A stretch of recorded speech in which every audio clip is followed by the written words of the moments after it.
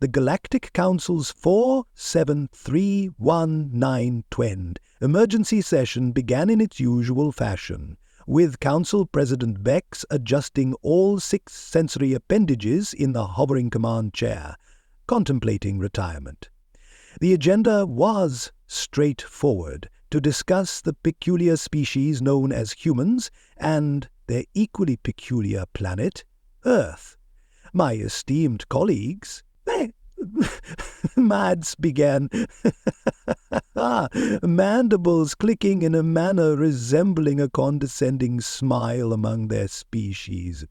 We have observed these humans for 47 Earth years, and I believe we can agree they are utterly delightful. A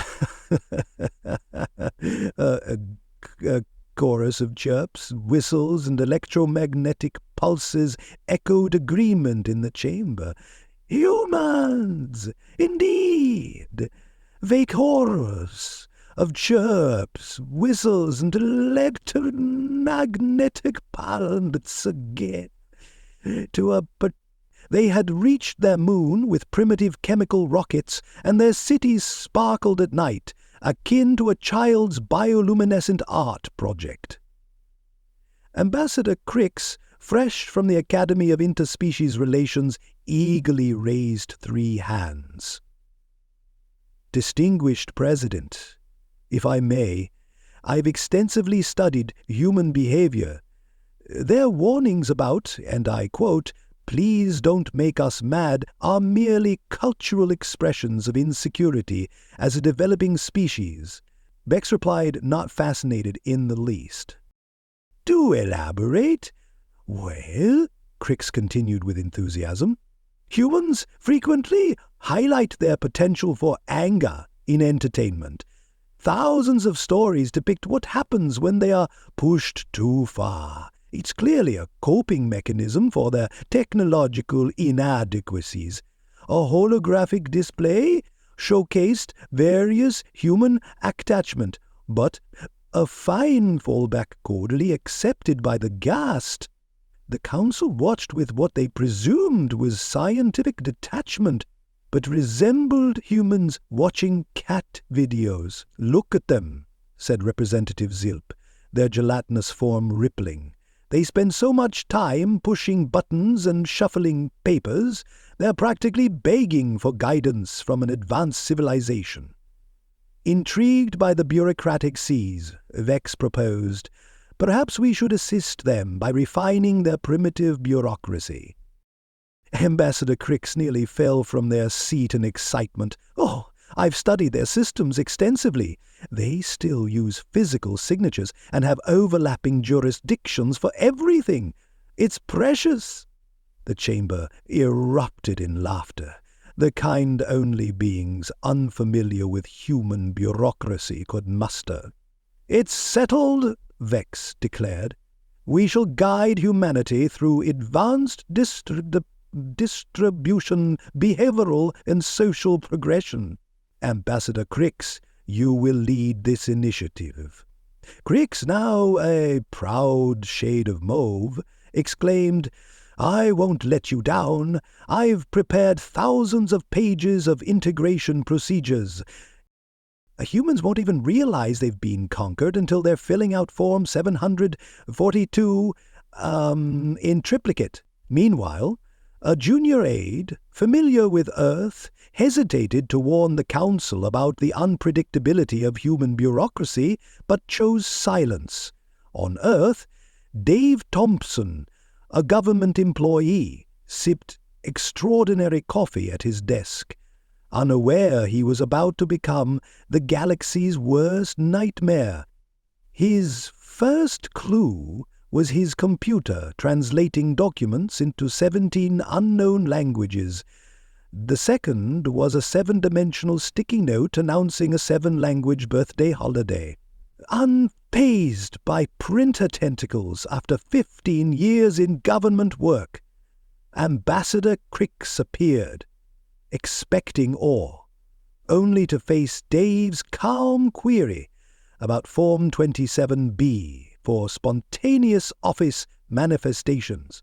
Flustered, Crix explained the superiority of alien bureaucracy. Dave countered with a thick binder of protocols detailing extraterrestrial administrative integration since 1952. Confused, Crix protested. We created Form X 1999 Z3 hours ago. How do you already have it in your procedures? We've planned for this, Dave replied cheerfully. Want to see our filing system? Horrified by rumors of human filing systems, Crix declined and attempted to explain their procedures. What followed was a bureaucratic cascade only humans could withstand. Humanity had transformed the bureaucratic nightmare imposed by the Galactic Council into an unparalleled spectacle of compliance, the kind that would have made Franz Kafka himself demand a break. Breathing required permits for specific air mixtures, sandwiches needed interdimensional food safety certification, and even sleeping demanded logging under Galactic Standard Time protocols. Luna Martinez from Human Resources meticulously categorized these absurd regulations in a spreadsheet, noting the coffee consumption required to understand each one. Dave, she called across the office, they just issued a directive that all human thoughts must undergo pre-liberation review using psychic paper that doesn't exist yet. Noted, Dave replied, adding it calmly to his ever-growing list. Should I include it under temporal paradox violations? Luna laughed. Go ahead. This casual list evolved into the most comprehensive document on bureaucratic warfare ever recorded. Every contradiction, loophole, and regulation was methodically catalogued and cross-referenced. Garau there, the bees said, grew uneasily on their own, exactly the sort of list that engaging in all this adaptation would cross-referenced. Luna laughed. Go ahead. This casual list evolved into the most comprehensive document on bureaucratic warfare ever invented. They asked Crix. Of course, Crix beamed. It shows they're embracing the system. Look at their dedication. Humans responded to regulations with a suspicious level of enthusiasm. When informed they needed licenses for their licenses, they created a department of licensing. Told documentation must be processed in non-Euclidean space, they formed a division of geometric compliance, staffed by ex-philosophy majors. The Galactic Council was thrilled by these reports, oblivious to the growing smiles on humans' faces, as regulations grew increasingly convoluted. Dave, meanwhile, dedicated his evenings to mapping out flowcharts of regulatory inconsistencies, his coffee consumption reaching dangerous levels unnoticed by overburdened medical professionals. Sir, Garau hesitated one last time. I think the humans are planning something. Nonsense, Crix dismissed. They're merely integrating into the system. Then, on a seemingly ordinary Tuesday, the Council made a fateful error. They banned coffee. Not explicitly, of course, but buried deep in a chain of cross-referenced clauses was a classification of coffee as a restricted substance. Dave discovered this 3 minutes after his last legal sip. Interesting, he remarked, his tone ominous. Luna, could you come here? What's up? She asked, sipping contraband espresso. They've classified coffee as restricted, Dave said. The office went silent. Even the quantum printer stopped humming. Did they file the necessary impact studies? Luna asked calmly. No. Or cultural preservation documents? Not even close. Dave opened his emergency folder and marked "In case of coffee ban," Crix materialized, cheerfully greeting the office. Ambassador, Dave began, smiling dangerously, there are significant oversights in your new protocols. Crix protested the impossibility of errors, but Dave's precise citations left no room for doubt. Reclassifying coffee requires a 50-year phase-out under Article 12, he said, and 743 public hearings per sector. Did you arrange those? That would take decades, Crix exclaimed. Oh, yes, Luna chimed in. And every hearing must be documented in triplicate for each of Earth's 195 nations, plus Klingon for thoroughness. Klingon isn't a real language. Your regulations say t'otherwise, Dave retorted. Even the sentient coffee machine, newly emancipated under Section 234Q, filed its own protest. Meanwhile, humanity's weaponized compliance overwhelmed the Galactic Council. Dave, unflinching, prepared further counteractions. Would you like to see the Seattle branch's response? He asked. Crix, panicked, disappeared, leaving behind a faint scent of burnt regulations. Garrow, Dave said, smirking. We've been planning this since the first bureaucrat saw a coffee bean and thought, can I regulate this? The Galactic Council, now drowning in perfect human compliance, had only begun to understand the true power of bureaucracy in human hands. An entire bureau had been established solely for hypothetical appendage documentation, uncovering 2387 loopholes in the regulations about regulations. And that's just scratching the surface, Crix reported. Why don't we just change the rules? Suggested a council member. They already prepared for that. Ha ha! Crix exclaimed, laughter tinged with hysteria. Ha ha! They filed till preemptive appeals under Section 12B of the Administrative Stability Act.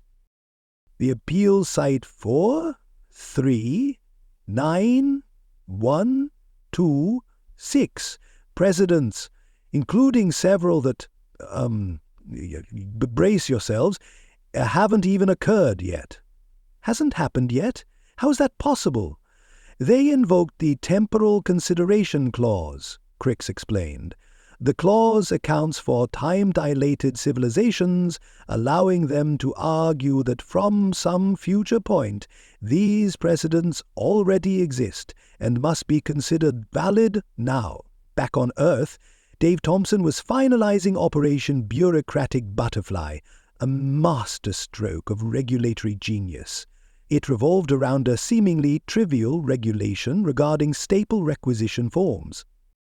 If we file these forms in the exact sequence, Dave explained to Luna and Garbett, and cite these specific cross-references, it will trigger a cascade of mandatory reviews requiring the Galactic Council to personally approve every staple used in every office on Earth. But there are billions of offices, Garbett exclaimed. Exactly, Dave said, grinning. And Section 9384R mandates that every request must be reviewed within 5 standard galactic days. Failure to do so triggers emergency reviews of all related regulations. And related regulations? Luna asked, already smirking. Staples hold papers, Dave exclaimed. Papers contain information. Information falls under the Information Management Protocols, which touch nearly every other regulation in existence. The implications hit Garbett like a runaway filing cabinet. You're going to force them to review their entire regulatory system? Exactly, Dave replied with satisfaction. And the best part? It's all by their rules. We're just being good galactic citizens. The Galactic Council chambers descended into chaos as wave after wave of perfectly filed staple requisition forms overwhelmed their system. Crix, now developing an involuntary eye twitch, whispered in horror, "They're not breaking the rules. They're following every single one." "Sir," a junior council member stammered, "the humans have just filed a petition to establish an intergalactic department of regulatory oversight. According to our own regulations, we have to approve it." Vex's sensory appendages drooped. Did anyone study human history? Does anyone realize what happens when humans decide to work within a system? In the silence that followed, the sound of printing paperwork grew louder. An unstoppable bureaucratic tide. On Earth, Dave took a sip of his now legal coffee, checked his watch, and said, "Right on schedule. Lunar, activate Phase 2. Phase 2? Garbett asked nervously. "Oh, you didn't think staples were the only plan, did you?" Dave replied. "Now we start filing the really interesting paperwork. Phase 2 began innocently with a proposal to establish the Human Office of Regulatory Enhancement, HORE, which slipped past Galactic Council oversight. Here's the beauty of it," Dave explained to Garbett. "Any recognized administrative body can propose new regulations, and after the staple incident, we're officially recognized." Luna unveiled their latest masterpiece, the Universal Bureaucratic Optimization Notice, UBON. "Its purpose," she said with mock innocence, "is to ensure all regulations comply with human psychological comfort standards. That means they must be understandable within the length of a standard coffee break. They've submitted 47000 regulatory proposals in the last hour," Crix reported during an emergency session. "But each proposal is cross-referenced so intricately that every single one depends on the outcome of all the others. It's a regulatory paradox." Meanwhile, other species began to take notice. The Zorians, long burdened by their own bureaucracy, studied Earth's methods with growing admiration. The Quantum Collective sent a formal request for human consultation on their regulatory systems. Earth's Department of Regulatory Interpretation and Strategic Compliance, DRISC, became the epicenter of what was now being called the Administrative Liberation Movement. "The key," Dave lectured to alien bureaucrats, "is that every regulation can be interpreted in at least 7 ways. It's your duty to explore all of them simultaneously." The Luna taught advanced courses in creative compliance, with her seminar on loopholes in spatio-temporal guidelines boasting a 3-light-year-long waiting list. The breaking point came when humanity discovered Regulation AB-12, mandating administrative efficiency. Within hours, they filed a formal complaint accusing the Galactic Council of violating their own standards. "But we wrote those standards," Vex protested. "Exactly," Dave replied during the hearing, calmly pushing forward a stack of documents that seemed to warp light. "And according to your regulations, any governing body violating efficiency standards must submit to restructuring under the oversight of the most efficient administrative system, Earth." Pandemonium erupted. Beings from 17 species filed objections, creating an administrative black hole that consumed 3 light years' worth of paperwork. "You planned this?" Vex said in defeat. "The coffee ban, the staples, the efficiency metrics?" "Humans have a saying," Dave replied. "Don't make us mad. When you do, we get creative." Victory was swift. Humanity simplified 90% of galactic regulations and enshrined coffee as a protected substance. Even Crix found new purpose as the host of Extreme Bureaucratic Makeover, Galactic Edition, streamlining other species' governors' systems. A year later, the galaxy had transformed. Interstellar permits now took 6 minutes instead of 6 years. Dave now has said to Luna, "But I thought the coffee ban made us mad." It didn't. That was just the last straw. "Nobody insults human bureaucracy," Luna replied. "We weaponized efficiency to perfect efficiency." Humanity's legacy? Turning the galaxy's bureaucracy into a tool for unity, one stapled form at a time. A formal complaint about the inability to file enough formal complaints landed on Dave's desk. Leaning back in his chair, he took a slow sip of his perfectly legal coffee and smiled. "Send them Form 42C, he instructed, "the one that's just a blank page with Y." Retnathal. Luna grinned. "Works every time.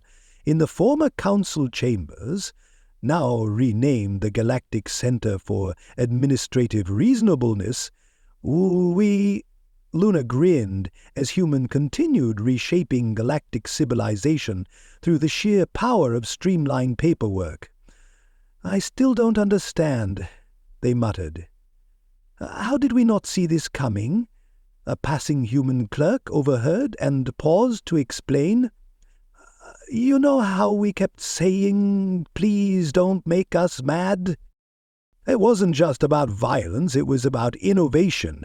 You gave us complicated rules, so we became experts in rules. You buried us in paperwork, so we mastered paperwork. You tried to drown us in bureaucracy, so we learned how to swim." Across the galaxy, a new proverb began to circulate: "Never give humans a system unless you want that system completely reorganized." It was often followed by a solemn warning, "And never try to take their coffee." Back in his office, Dave was finalizing his latest project, a Galactic Suggestion Box program. Its voluntary nature baffled alien species more than any mandatory initiative ever had. "They're starting to get it," Luna commented, watching a group of alien administrators excitedly discuss the concept of casual Fridays. "Humans aren't just good at breaking systems or blindly following them. We're good at making them better." Dave nodded. "Sometimes you've got to work within the system to change it, even if that means temporarily turning it into a pretzel of recursive logic and malicious compliance." "Speaking of pretzels," Garber interjected, "the Quantum Bakery Union is asking about the regulations for non-Euclidean pastries." Dave and Luna exchanged a look. Some things, they had learned, were best left unregulated. They had more pressing concerns, like teaching the galaxy the sacred human tradition of extended coffee breaks. And so the universe learned its lesson. Humanity hadn't just survived alien bureaucracy, they had perfected it, streamlined it, and turned it into something that made sense. Well, mostly. As Dave often said during his now famous galactic administrative seminars, before you try to regulate humanity, ask yourself one question: do you really want to see how creative we can get? The galaxy's answer, as history now confirmed, was a resounding no.